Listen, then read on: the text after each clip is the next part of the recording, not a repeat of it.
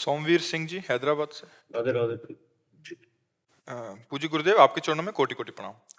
गुरुदेव, राधा केली कुंज विश्व की पावन जगह है। यहाँ भारत और विश्व के ईश्वर तुल्य महापुरुष आपके दर्शन के लिए आते रहते हैं तथा करोड़ों लोग यहाँ के पावन सानिध्य से अपना जीवन बदल रहे हैं।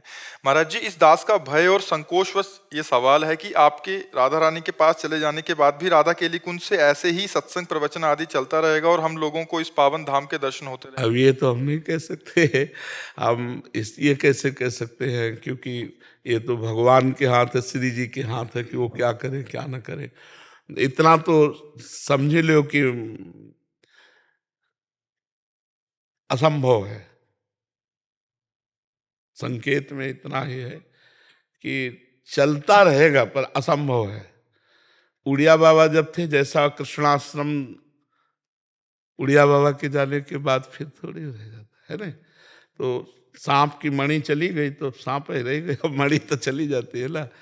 तो अब यद्यपि संत भगवान हैं, बहुत से संत भगवान हैं, सब प्रयास करेंगे कि, पर ये प्रयास वाला नहीं तुम सुन रहे हो।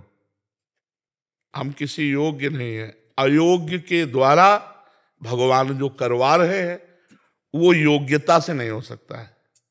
ये हम आपको बता रहे हैं, ये जो हो रहा है ये अयोग्य से भगवान करवा रहे हैं। तो योग्य कि कोई योग्य पुरुष तैयार कर दिया जाए, कथावाचक हो सकता है, वो सब ये कर सकता है, लेकिन परिवर्तन नहीं कर सकता। जीव की मानसिकता का परिवर्तन नहीं हो सकता। और खास बात होता है जीव की मानसिकता का परिवर्तन करना, और वो होता है श्री भगवान से।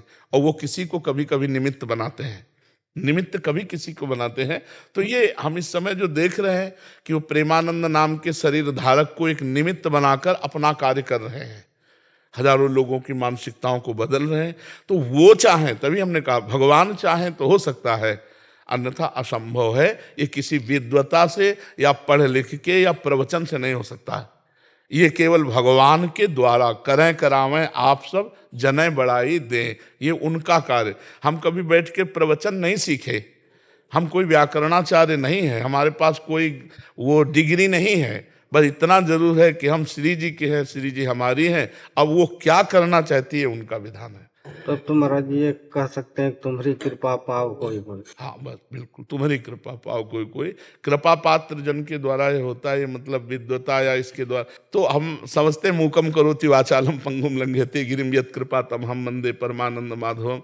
नहीं ना, जिसका शरीर ठीक है उसका क्या दूसरों का परिवर्तन कर सकता है। पर यह है कि वो सर्व सामर्थ्यशाली है, बस इतना हम कहते हैं। वो क्या करना चाहते हैं?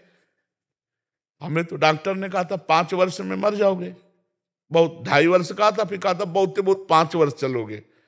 19वां 20वां वर्ष चल रहा है, डॉक्टर के कहे के अनुसार से 19वां 20वां वर्ष चल रहा है।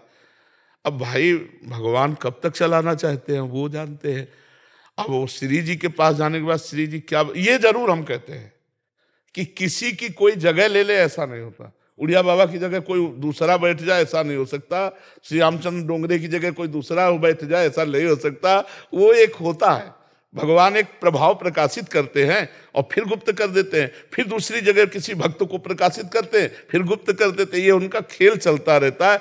वो अपने संत जनों से धर्म को बढ़ावा, अधर्म की वृत्तियों का नाश कराते रहते हैं। अब कहाँ बैठ जाए वो किसके बैठ जाए?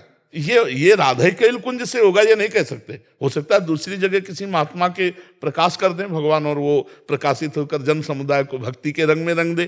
किस संप्रदाय का, किस मार्ग का, सब उनके संप्रदाय, सब उनके मार्ग। इसलिए ये नहीं कह सकते कि ऐसा ही होगा। कैसा होगा? जैसा प्रभु चाहेंगे वैसा होगा। जोई जोई प्यारो करे सोई मोहि भावे।